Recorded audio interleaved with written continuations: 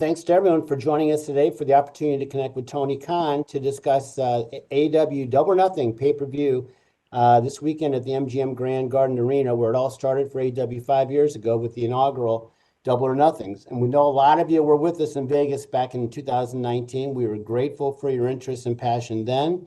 Every bit is honored to have you with us today, so thank you. And we're going to get going here in a minute. First, a couple quick notes. We have about an hour or so and quite a lineup of you interested in some of Tony's time. So to be courteous to your fellow journalists, no two-parted questions, please. And second, your effort to keep today's press conference focused on Double or Nothing is certainly appreciated. So here we go. I'm going to turn it over to Tony now for some opening thoughts, and then we're going to open lines for your questions. Tony. Thank you, Jim. Hey, everybody. Really excited to be here today to talk about 5 years of AEW and the anniversary of Double or Nothing and the big pay-per-view this Sunday. The show is going to be available on a lot of different pay-per-view providers, the most we've ever had, including Bleacher Report, Triller TV, YouTube, all the cable satellite providers. We've added DAZN as a pay-per-view provider now for Double or Nothing, and a lot of great ways to get this show. And everybody in AEW is really excited about our 5-year anniversary show on Sunday. When I get to the questions and make sure I get as many of you able to ask questions as possible. And if you don't get a chance to ask something today, hopefully we'll get everybody's questions after Double or Nothing on Sunday. Jim, please take it away, sir. All right, let's go. Tony, your first up will be Jim Barcelone from the Miami Herald. And following Jim will be Mike McGuire from Vista Radio's McGuire on Wrestling. Jim, you are up.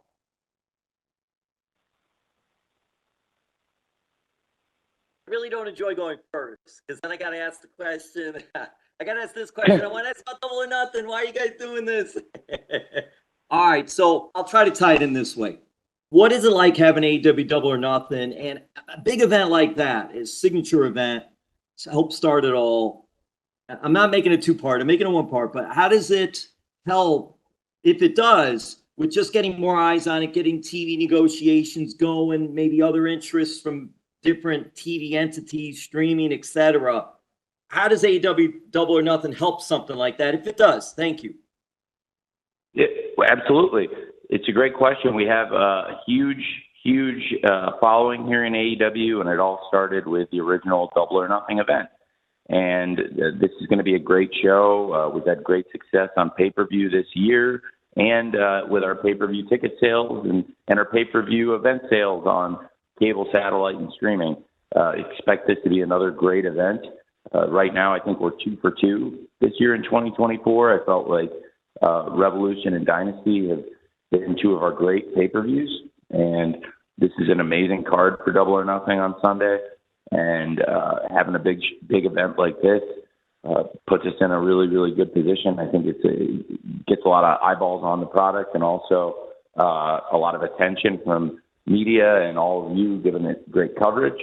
And I think, it's a really important year for AEW. It's not only our 5th year, but we're also going into renewals for most of our media rights, and it's going to be a major year. We'll have a lot to celebrate because we're going to see huge growth in our revenues this year as we renew those deals.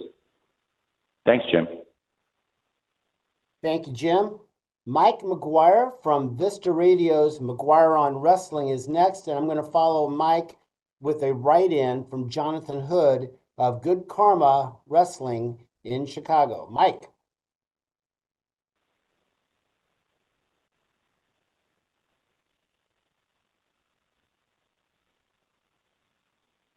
Hello? Hey, Mike.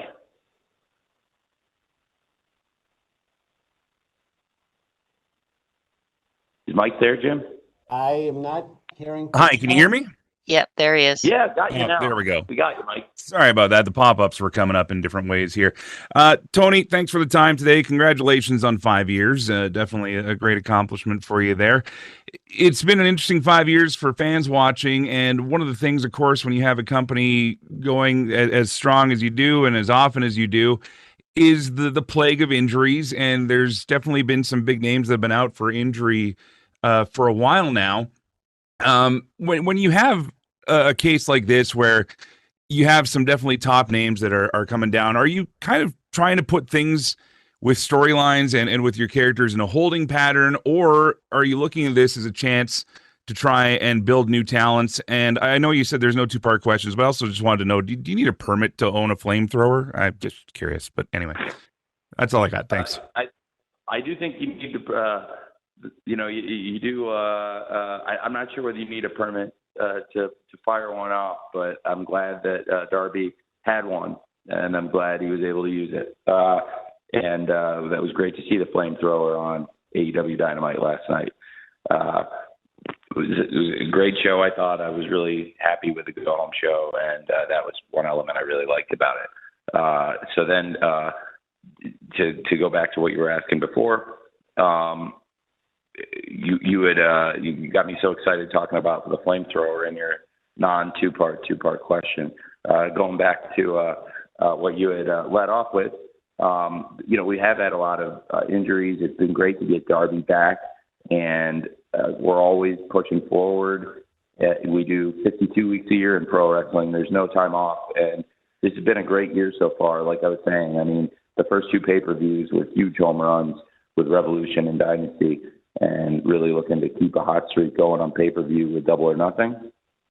And I think for us going into this show, the card looks really strong. It's great going back to Las Vegas, the same place where we began 5 years ago at the MGM Grand, and we've accomplished so much in 5 years. And it'll be really great to go back with such a strong card. And despite the fact some of our top stars are injured, that does create opportunities for them to come back and create great moments. And the people that are keeping us strong week to week right now, they're going to have great opponents walking through the door as soon as more and more of our injured stars come back. And we've got great matches lined up now, and there's only going to be more and more great matches that are possible as we get some of those injured top stars back soon. Thanks for asking. Thank you, Mike. So, Tony, I've got a write-in from Jonathan Hood from Good Karma Wrestling in Chicago. I'm going to read it in a second. I want Dominic D'Angelo from Ad Free Shows to be ready after Tony answers Jonathan, who asks if there are some other cities out there right now that you're looking at to showcase AEW for television programming that you haven't been to yet. That's a great question. Yes. There are some cities that we've never been to that I've brought up in the U.S. and in Canada and overseas. I think there are some great cities that would be great homes for AEW Dynamite and Collision and Rampage, as well as our pay-per-view events. We're doing some different things in terms of routing and touring, and creating some new opportunities for us to have stuff like the AEW Summer Series on the Path to All In Arlington, Texas. That's a great opportunity for us, and working with the local government and the city to plan a series of great events in a great market like that. And then there are other markets that we, have not mined and not been to.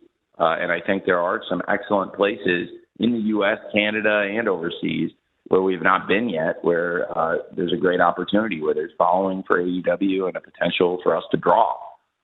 It's been great having Koshe Irby come in and join us as the COO, putting a great live events team together. And that's something we're talking about all the time, is new markets where we can bring AEW. The show's on in 150 countries around the world now. We've got great penetration. So there's a lot of opportunities internationally as well as domestically to open up new markets. Thanks for the question. Thank you, Jonathan. Dominic D'Angelo from Ad Free Shows is next. Dominic will be followed by Andrew Badala from the Final Bell Media. Dominic. Hey, Tony, can you hear me okay? Yeah, hear you great. Cool. Tony, looking forward to the pay-per-view this weekend. First year, I'm not able to make a Double or Nothing, so pretty bummed about that. You guys did a great build for the show on Dynamite last night, I thought. Wanted to follow up. I really appreciate it. Yeah, you're very welcome. You're very welcome. wanted to follow up with one of the legacy talents that have been in the news lately, Mark Henry. A report came out that his contract was expiring this month, supposedly, and was curious if you had interest in re-signing him or what his status is with the company moving forward. I really like Mark. We have to look at that internally, but I think as far as the contract and dates, but I think Mark's a great person, and I really personally like him. He's a great media personality as well as being a great wrestler and a great philanthropist. And I have a ton of respect for Mark, and he's been great in AEW, and I have a lot of respect for him in and out of the ring. Thank you very much. Thank you, Dominic. Andrew Bedala from Final Bell Media is next, and I'm going to follow Andrew with a write-in from Kimmy Sokol of the Pop Break. Andrew. Hey, Drew. The summer series at the East Sports Stadium in Arlington, Texas. Could this be a new norm for AEW Collision and other TV to give it a unique feel with the venues? And would you explore more intimate venues with a residency in the near future? Well, it's interesting. The city of Arlington gave us a great opportunity there and favorable terms, and it's a great market for pro wrestling, and it's a great venue, the Esports Stadium in Arlington. So I think for us, that was a unique situation. If there are more opportunities in great markets with great venues and cities that really want to bring AEW in, then anytime that's all lined up, I definitely think there would be a lot of interest on our part in working with that kind of a situation. So it's something to keep an eye on for our show, as I do think it's a unique opportunity for the Collision path to All In and an opportunity to differentiate between the 2-hour packages of Dynamite and Collision for AEW. And I think that having some of the most passionate, loudest, most loyal wrestling fans on the entire planet around the Dallas Metroplex area and the great fans in Arlington makes a lot of sense for us, and it can really help us build up those shows at such an important time of the year for us, where that run of Collision episodes will be going on the path to All In at Wembley Stadium. So I definitely think if this goes really well, and we're expecting it to go really well, that it could be a model for other future series like this. Thanks for the great question. Thank you, Drew. Thank you very much, Andrew. Tony, I've got a write-in here from Kimmy Sokol from the Pop Break, and Amy Nemedy from WrestleJoy will follow your answer to Kimmy, who asks, after Serena Deeb's serious medical condition last year, it was unsure if she would be able to return to the ring. Now she's not only returning, but facing off against Toni Storm. What do you make of her comeback and the match this weekend? Well, it's a really, really inspirational story to see Serena Deeb return to the ring. She went through challenges outside of the ring that she talked about, and she had some medical obstacles to get through to make her return, to get this match with Toni Storm.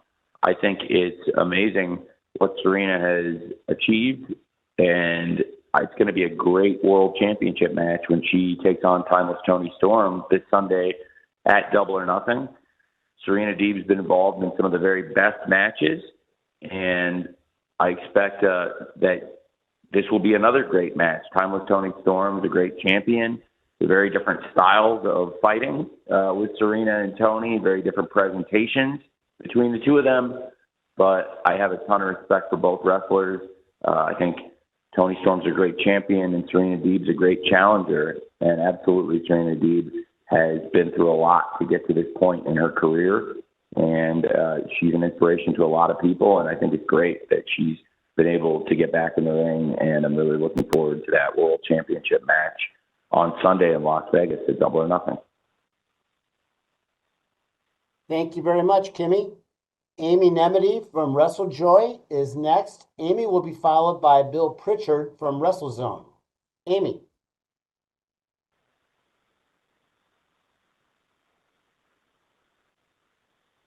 Hi, Tony. Can you hear me? Yeah, hi, Amy. Hi. So, first, congratulations on celebrating 5 years of AEW. I'm really excited about the TBS championship match at Double or Nothing this year. And I think when we talk about the history of AEW, we also look at making history with this match. So we have Willow Nightingale, Mercedes Moné. They have, of course, a lot of history between them, with Willow becoming the inaugural New Japan Women's Strong Champion when Mercedes was injured during that match. We've had the rise of Willow Nightingale. We've seen her become TBS champion. For Mercedes, this will be her first match since last year and her first AEW match.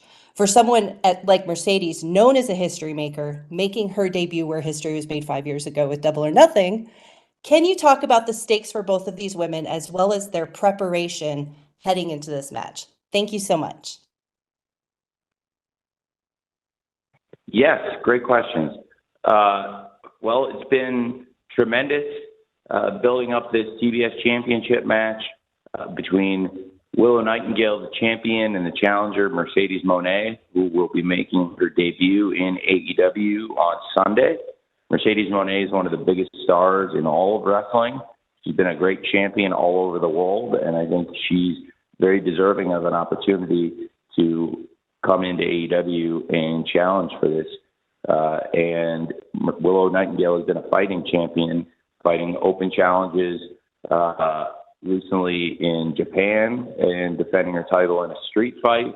She's going to be now taking on one of the greatest wrestlers in the world this Sunday at Double or Nothing. And there's a lot of history between Willow and Mercedes, as you alluded to.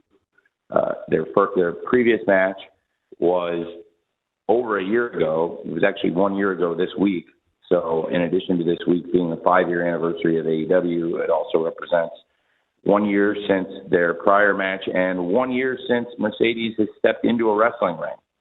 And it's one of the biggest names, one of the most charismatic stars, and one of the most recognizable faces in the sport coming back to the ring after a major injury and a major upset loss. Frankly, when Willow won the New Japan Strong Championship at Mercedes Moné's expense, I don't think anybody was expecting that. I don't know if Mercedes Moné was expecting that, and Willow, for her, that was a big upset. And I think that she may have been the only one, that believed that might happen. And, but in all seriousness, I do think that Willow Nightingale and Mercedes Moné have the potential to be a great rivalry. This match is an important chapter, and I would not be surprised if they were to step in the ring again someday, because there is already, I can see, a lot of chemistry between these two. I believe that this match is really important to both of them. It's a great opportunity for Willow to prove what we've seen over the past year when she won the New Japan Strong Championship, when she won the Owen Hart Foundation Cup, and now the TBS title. Time after time, Willow has stacked up these accomplishments, and this past year has been the greatest year of Willow's wrestling career, and it's no coincidence that it started at the expense of Mercedes Moné. It's really been a tale of two wrestlers, one who's been out stacking up championships, wins, and really building up their career, and then you have one of the biggest names in the whole sport who has not been able to step into a ring in a full year. And when they finally do get in the ring, and when all that history comes together and pays off, I think it's going to be a great match. I'm really excited about it, and I think it's a great opportunity for both women, for Mercedes Moné, the challenger, and Willow Nightingale, the champion. And the winner of the match will be the face of TBS, the Superstation, a network with 50 years of history in the pro wrestling business.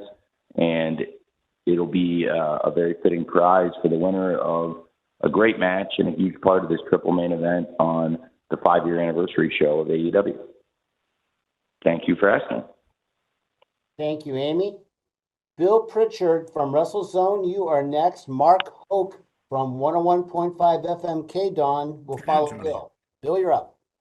How you doing? Great. Thanks, man. How are you? I'm doing good. This is going back a little bit, but I wanted to ask about your thought process on being a character on TV. I know originally you said, you were reluctant to do it. You were known as the matchmaker because that's a necessary element. But now we've seen you in recent weeks, and I'm including the stuff with, you appearing on the NFL draft as part of it, but you've been more of a character in this sort of internal power struggle. And I just wanted to know, uh, you know, who or what sort of made you change your mind about being on TV more, if anything, because it's been effective, it's been well received, but I just kind of wanted to get your thoughts on, the various appearances you've made in the past couple weeks, including, last night driving Darby into the arena with the truck. Sure. Well, I appreciate that. Thanks for saying it's been well received. I'm glad to hear that. And I've really tried to limit the amount of appearances that I personally have made over the past 5 years. I think it would be fair to say that less than 0.1% of the television time has been spent on me over the last 5 years. And that's how it should be.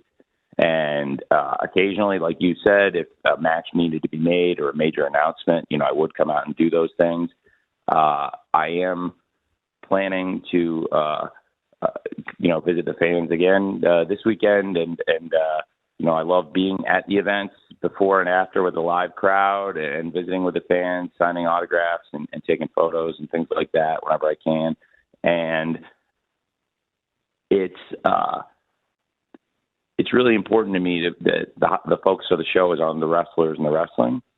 And I think even when there's a story like the struggle for the control of the company, the power in the office, I think it's still important to feature it in the context of the wrestling show and with the wrestlers.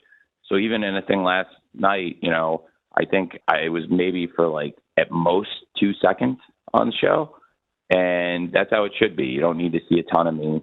It should be about the wrestlers and the reaction Darby got when he got into the arena. And because the Young Bucks had banned him from the arena and Kenny Omega has been out with the surgery, then there's really only one person that could lift that ban. And I felt like that ban really needed to get lifted. And it was really important going into Double or Nothing for the fans to see Darby and for him to go in and save Bryan Danielson on his birthday.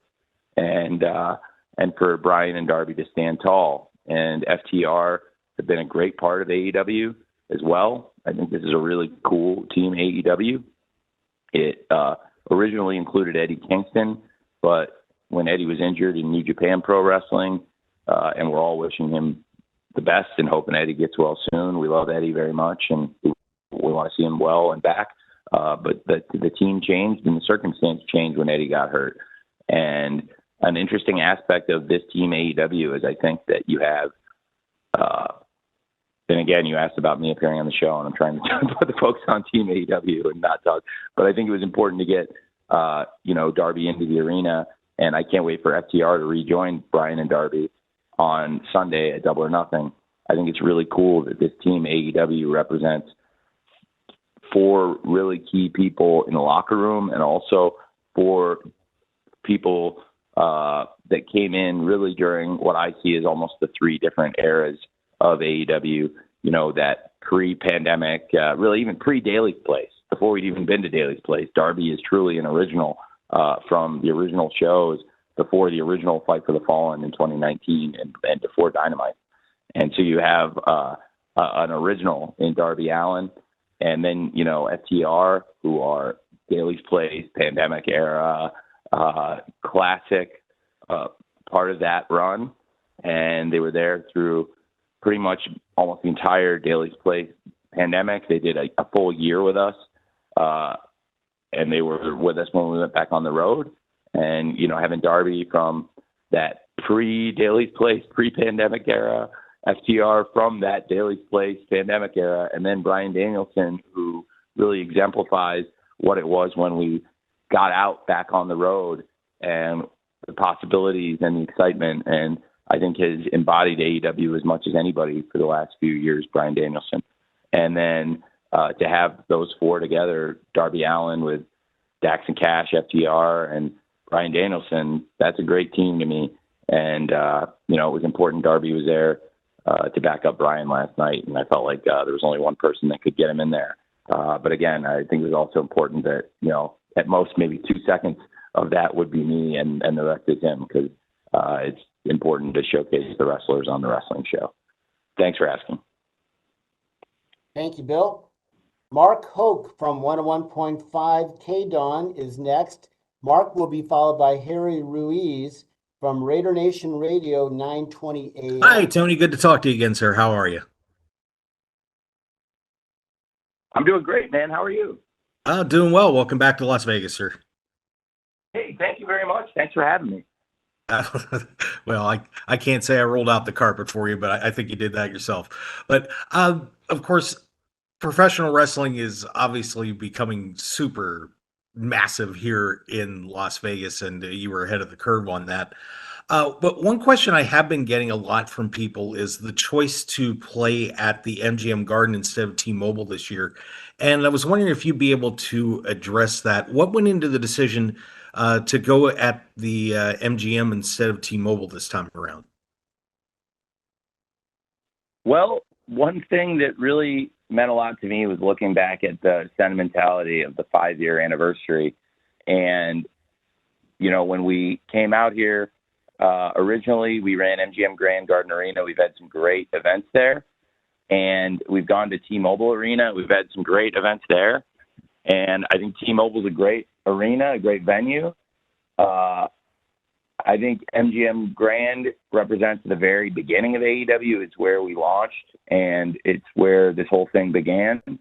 So for the feeling of the event and going back to where we all began, I thought it was cool to go back to where it truly all started 5 years ago.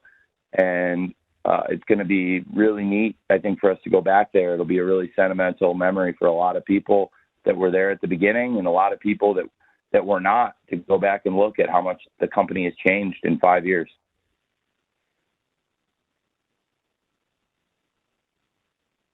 And, that's really a big driver of the decision, Mark. And I think it'll be a great event, and I'm excited to be back in Las Vegas. As you said, 5 years ago, we brought Double or Nothing here to Las Vegas, and really, I think, had set off a series of great events. The original Double or Nothing set the record for the fastest sellout in the history of Las Vegas pro wrestling. It's really cool. And we've got a great thing going here, and I love coming to Las Vegas with the wrestlers. I know the wrestlers enjoy it and the fans, and it's a great destination. I think we're going to see a lot of fans having a great time this weekend, and make new fans out here as well, and that's something we all enjoy. Thank you, Mark. Harry Ruiz from Raider Nation Radio 920 AM is next, followed by Liam Crowley from comicbook.com. Harry? Media call this year. You're coming out to Vegas for wrestling this month, and then later in the year also for football. So welcome back into town. I got a question about your new signings. Las Vegas will be the first AEW pay-per-view with all three of your big 2024 signings in action: Okada, Ospreay, and Mercedes. How satisfied are you with what they've brought to the table and how your shows have produced since their arrivals? Thank you. That's a great question. I'm really excited about that. To have Will Ospreay wrestling for the international title, Kazuchika Okada fighting in the Anarchy in the Arena, and Mercedes Moné challenging for the TBS title, all on the same show. It's really exciting, and I think that for the company, these three have come in at a great time, and this is the first time they've ever been on a card together. I think we're going to continue to grow and build, and I think we'll be in a much better place as a result of the three of those great free agents arriving here. I have a lot of respect for each of them individually, and collectively, I think they add a lot to AEW, and it's going to be great to finally have all three of them on the same pay-per-view. Thanks for asking. Thank you very much, Harry. Liam Crowley from comicbook.com is next, followed by a write-in question from John Powell of Slam Wrestling. Liam.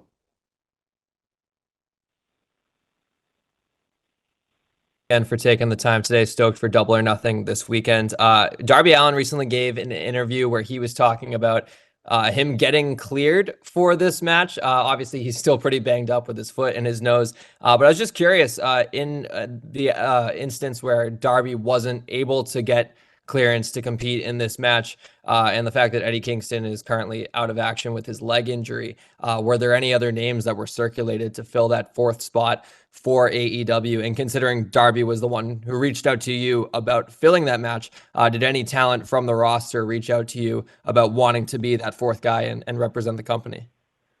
Well, the Darby thing was a case of great minds think alike. I've spent a lot of time with him, and we are complete opposite ends of sometimes I think of a very similar brain, and arrive at a lot of the same thoughts very differently. I think our interests and outside of pro wrestling and the way we spend our time is very differently. One thing we have in common is we're both up late at night a lot, though, and that's when we probably do 90% of our talking. And I reached out to him one night, and I think like he had so often and vice versa, I think he read my mind. I texted him to ask, I said, "Hey, how are you doing? How's it going with the injury rehab?" And he responded immediately, I'm doing good. I can fill in and substitute for Eddie Kingston as the partner on Team AEW and Anarchy in the Arena if you'd like." So I think he knew what I was thinking. But before I asked the question, he answered it. There were a lot of people that wanted to step up and be a part of Team AEW, and there were a lot of names I think that would have been great. And there are a lot of people that could have stepped into this role and done excellent with it. I think that for AEW, I think, looking at where we were last week and for this match and taking everything into account, I think Darby Allin was the perfect choice. But I also think there's a lot of people that would have been excellent in the spot if Darby had not been able to get cleared. And if he had not gotten cleared, I would not have pushed him in there, even if he had wanted to, which I think he would have wanted to. Even if he had not gotten cleared, frankly, I wouldn't have been able to do it. But it was really cool how he wanted to step up. And before I even got the question out, he answered it. I thought that was neat. So thanks for asking. I appreciate it, Liam. Thank you, Liam. Tony, here's a write-in question from John Powell, and we'll follow John's question with Stephanie Chase of Digital Spy. John's question is a simple one. I think you'll enjoy it. What does Double or Nothing's anniversary mean to you and to AEW? Well, that is a great question. It means a lot. It's crazy to think back to 5 years ago, and when we finished the event, it was such a great feeling because we knew we were starting something special in wrestling, and it was true. We had. It was only the beginning of a great journey, and now 5 years later, I still think it's the beginning of a great journey. We're 5 years into it, but 5 years into a mission of unknown length, hopefully infinite, but definitely going to be a long time.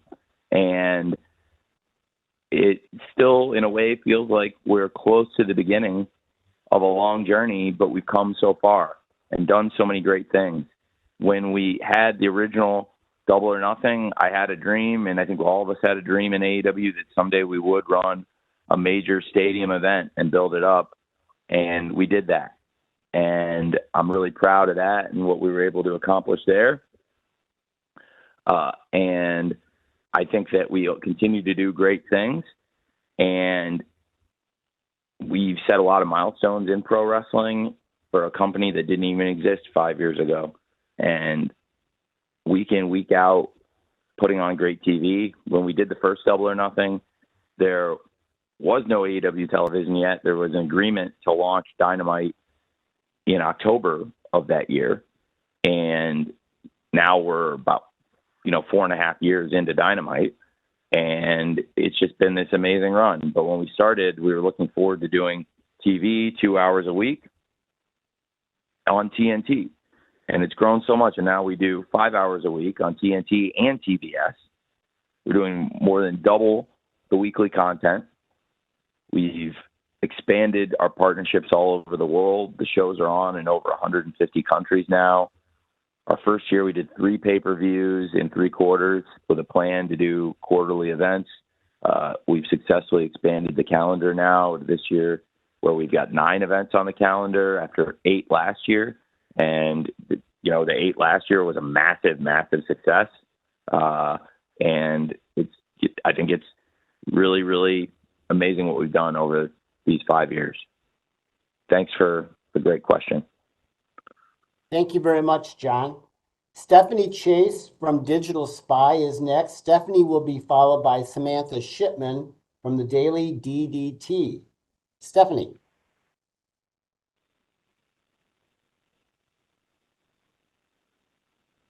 Hey, Stephanie. Hey, so AEW has made the decision to move All Out to a week later, leaving more time between it and All In. Can you tell us how you came to the decision and any lessons you learned from running back-to-back pay-per-views last year? Sure. It was really a great 2-week period last year, you know, back-to-back weekends with All In and All Out. There was a lot of feedback, hey, what about more time between the shows? And they're both holiday weekends. And I think there's utility to both the weekends. We had run on Labor Day for, you know, several consecutive years, even going back to before AEW All In, which was, you know, really a show run by the Elite and funded by ROH. And with those elements, you know, in 2018, Labor Day weekend, I mean, we, you know, going from 2018 through 2023, there had been a lot of great events there for All Out, you know, with 2020 being the exception in Jacksonville. Labor Day weekend has been really kind around Chicago to AEW. I want to continue putting AEW on in September, and I wanted to give the fans in Chicago a great show, and I was thinking, how can I give them an even better show? And I know some of the feedback had said, you know, this has always been a great weekend, Labor Day weekend for AEW. Coming off the stadium show, it's hard to come in and do anything the week after that. But last year we did it, and the show was fantastic. And a lot of people thought All Out was the best event of the entire year. A lot of people also thought All In was the best event of the entire year. And a lot of people thought that that Revolution was the best event of the year. And a lot of people thought that Forbidden Door was the best event of the year. So we had a really, really strong calendar of pay-per-views, I felt like last year, maybe our strongest ever, probably. And one note people had was, hey, if All Out had been a little bit further out, we could have built things a little bit more, and maybe people wouldn't have been so surprised how great the show was when it turned out to be maybe the best of all of them. And I thought that made sense. You know, other people have done major wrestling events within the same week or even the same weekend, back-to-back days even. And it's a different platform for delivery when you're doing shows on streaming and they're all in a bundle and you get them all versus selling events a la carte. I think that's a different challenge. So I think that made a lot of sense. Also, when we started doing Labor Day weekend, we were the only ones running on Labor Day weekend for years. And then, you know, there was competition moved into Labor Day weekend, I believe it was last year, international competition. And it was like, okay, that's cool. And again, there was a show scheduled for that weekend this year. And it just seemed like the win-win-win, where it was like, hey, we have the ability to take this major event at Wembley, continue the tradition of early September wrestling pay-per-view for AEW around Chicagoland, go back to another arena where things really kicked off and an important milestone for AEW at that Now Arena around Hoffman Estates, Illinois, near all my friends in Schaumburg and all my college roommates and neighbors. And I think it's been very, very well received. People seem to think it was a good move. And I really do like listening to the fan feedback. And this was one of those cases where most of it was really positively received. With that being NFL opening weekend, it's going to be a busy one for a lot of people, including me. And I think that it made sense for that then to put the pay-per-view on Saturday and start the Saturday pay-per-view cycle a little earlier, because once NFL season starts, our pay-per-views tend to shift mostly from being on Sundays to Saturdays. So that's kind of the thought process of the event getting pushed back 6 days. Thanks for the great question. Thank you, Stephanie. All right, we're in the stretch run here. We got time for 2 or 3 more. Samantha Shipman from the Daily DDT is next. We'll follow Samantha with Dave Meltzer from the Wrestling Observer. Samantha?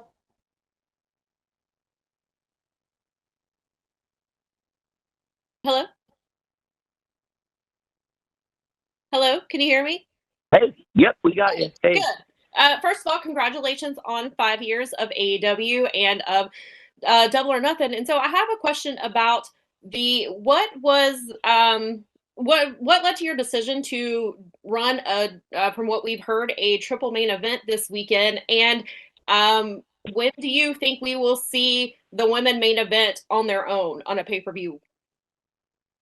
It's great questions. I think, I felt like these are 3 matches that were uniquely positioned on the shows that all have really important stakes for different reasons.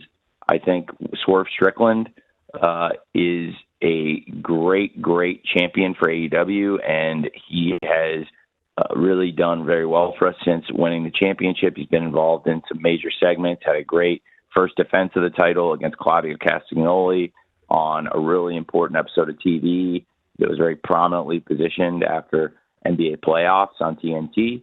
And then we've got Christian Cage, who has been, in my opinion, an MVP of AEW television over the past year. And what Christian Cage has done for the company, it is unbelievable. And I absolutely believed that was what we were going to get when we signed him. And I think it's been proven right that Christian Cage is one of the best signings we've ever made in AEW. And that all the hype around his signing was very justified, because he's one of the greatest wrestlers in the world, and he's done the best work of his career in AEW. And now he's challenging Swerve Strickland for that AEW World Championship. It's a huge match. It's Swerve's first ever defense of the championship on a pay-per-view, and it may be his only defense of the AEW World Championship on pay-per-view, because the man he's wrestling is one of the all-time greats. And I think it's a really interesting match, and the rivalry that they've built up on television has been captivating. They had history going back to last year. They were partners at Wembley Stadium, and their partnership was ill-fated. And now they are on a collision course for Double or Nothing, and I'm so excited about Swerve Strickland versus Christian Cage for the World Championship at Double or Nothing. And I think that that rivalry has heated up and just gotten very personal.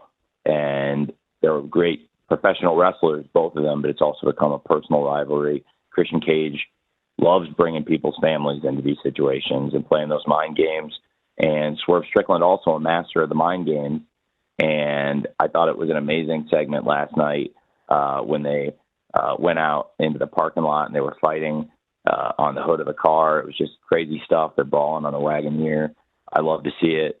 And I really, really have so much respect for both of those men. I think that's going to be a great match in the triple main event. I think that Willow Nightingale and Mercedes Moné is going to be a fantastic match. I gave a very long answer about that match, and I will repeat some of that now. But I think it's important to look back that it's been a year since Mercedes Moné last stepped into a pro wrestling ring, and that Mercedes Moné is one of the most recognizable, most charismatic, most talented wrestlers in the world, and was one of the biggest free agent signings in the history of AEW. And I think that when you look at the matchup between Mercedes Moné and Willow Nightingale, it's important to look at what's happened over the past year. Willow Nightingale has been one of the hottest wrestlers in the world. She's won the New Japan Strong Championship 1 year ago this week at the expense of Mercedes Moné. She went on to win the Owen Hart Foundation Cup tournament.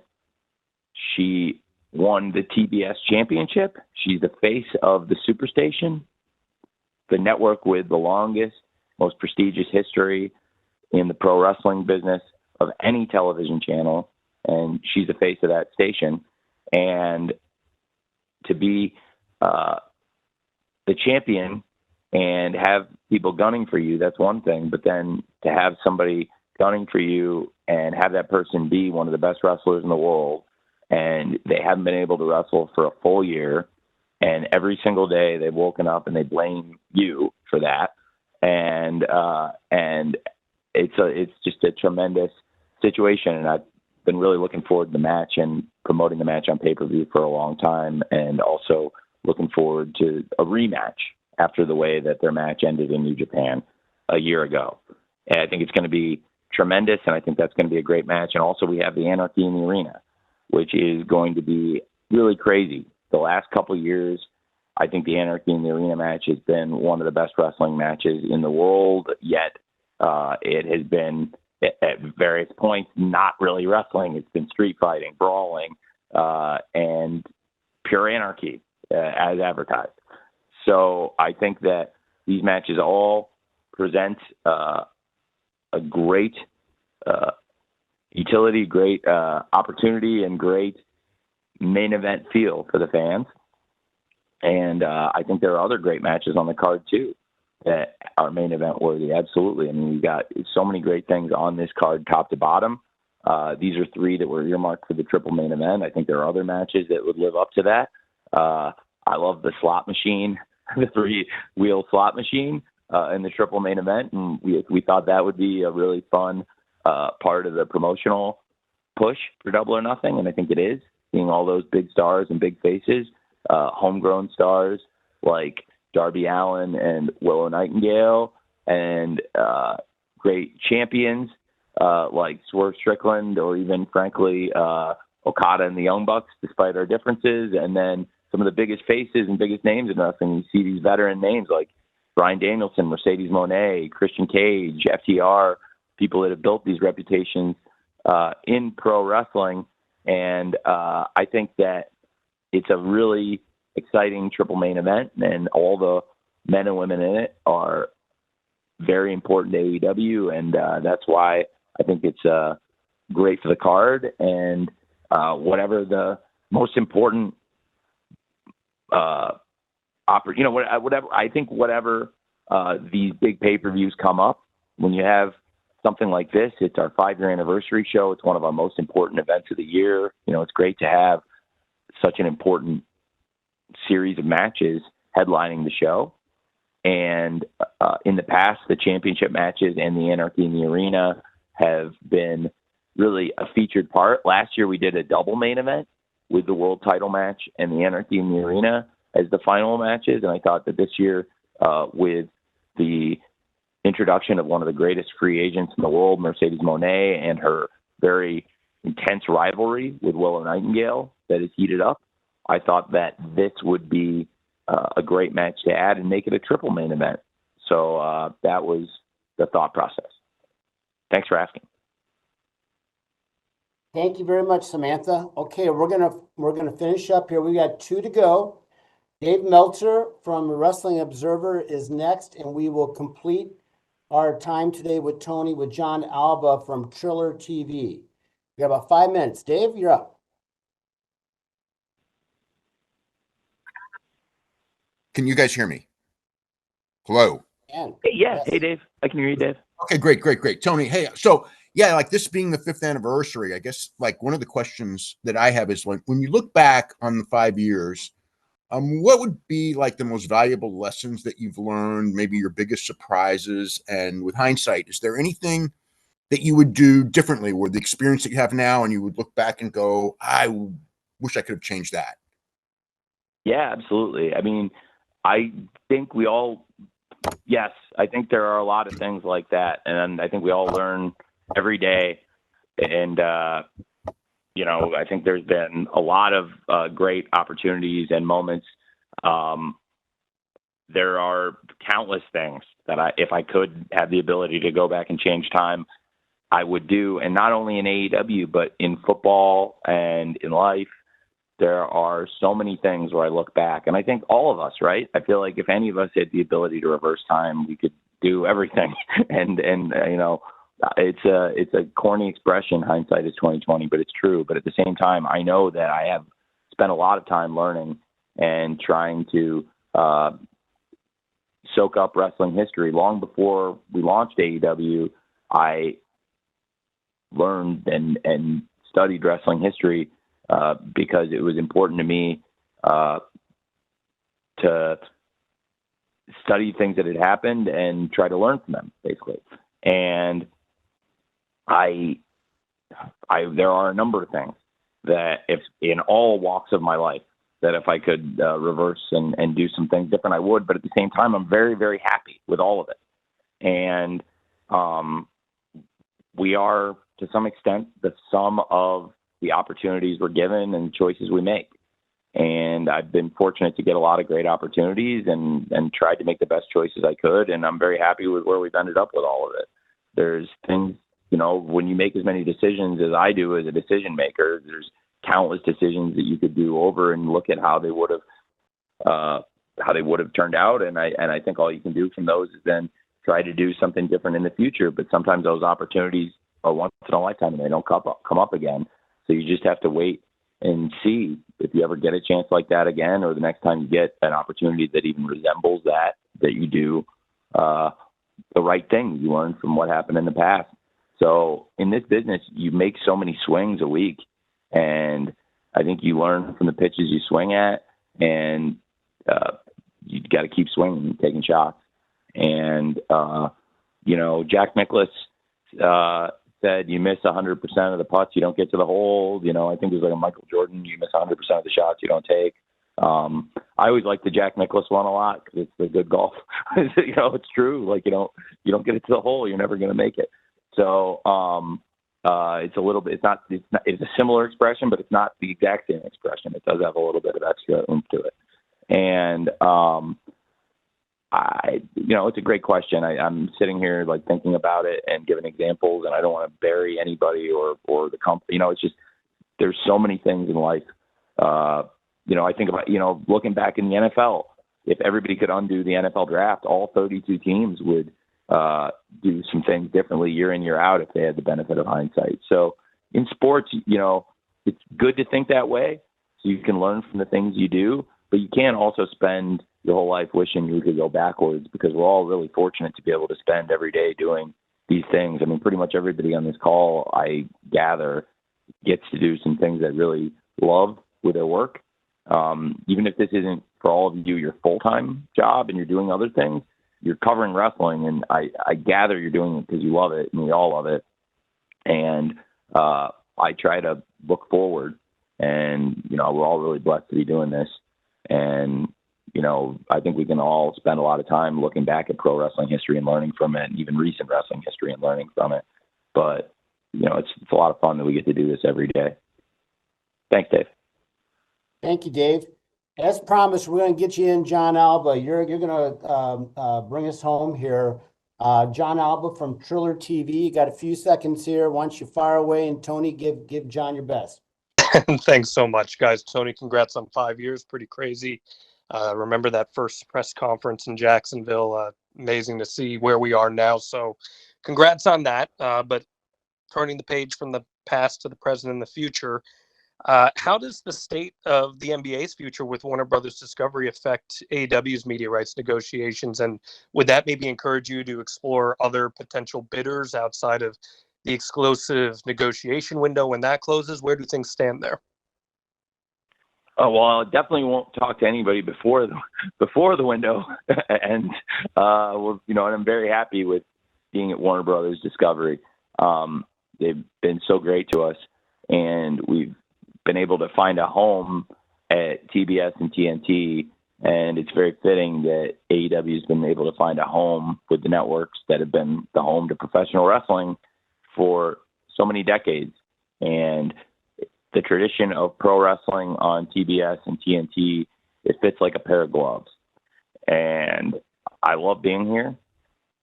We've watched the company change a lot, and now we're under the management of David Zasloff, who has been great to me. And I'm really blessed to work for him.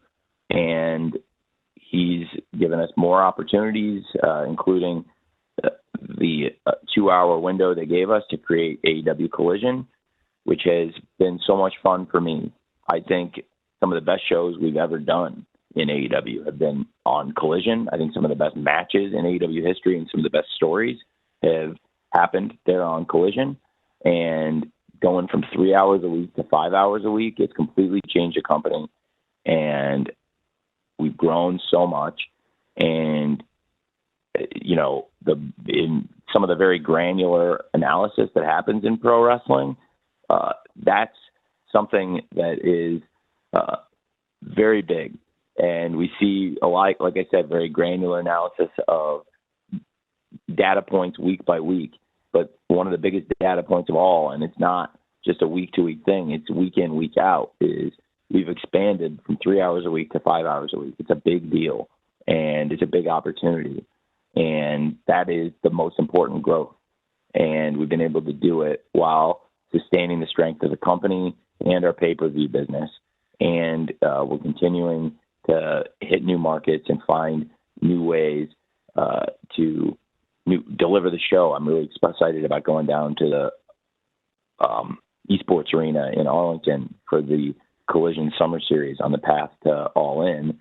And I think that opportunity for Collision and all these opportunities came thanks to Mr. Zasloff and Warner Brothers Discovery and the team there with Kathleen Finch, Bruce Campbell, Sam Linsky, Dan Fox, all the great people that give us these opportunities week in, week out, and the president of the network, Mr. Jason Sarlanis, who's a big fan of AEW and very knowledgeable, and we're very fortunate to have a network president that knows that much about wrestling and cares that much about it.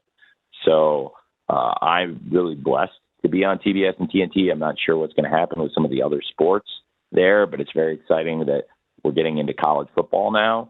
There's a lot of great sports on TBS and TNT now, in addition to AEW and the wrestling we do. They've got, you know, March Madness, NHL, MLB baseball, and now college football and the NBA. And I'm sure that however this ends up, that Mr. Zasloff will still have a very strong lineup of sports. And, you know, I watching with interested eyes as to what happens with all this stuff.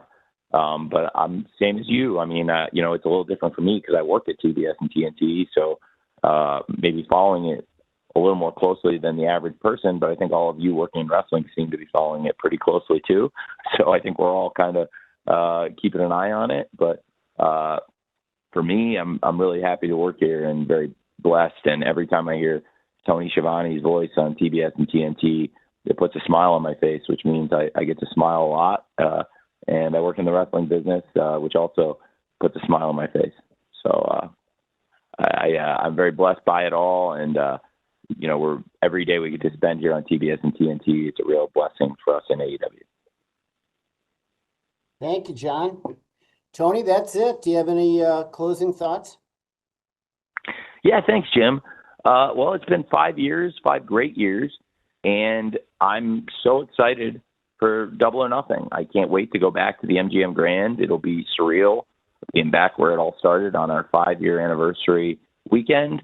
And a lot of you on this call, this is not our first interaction over these 5 years. We've had a lot of great calls.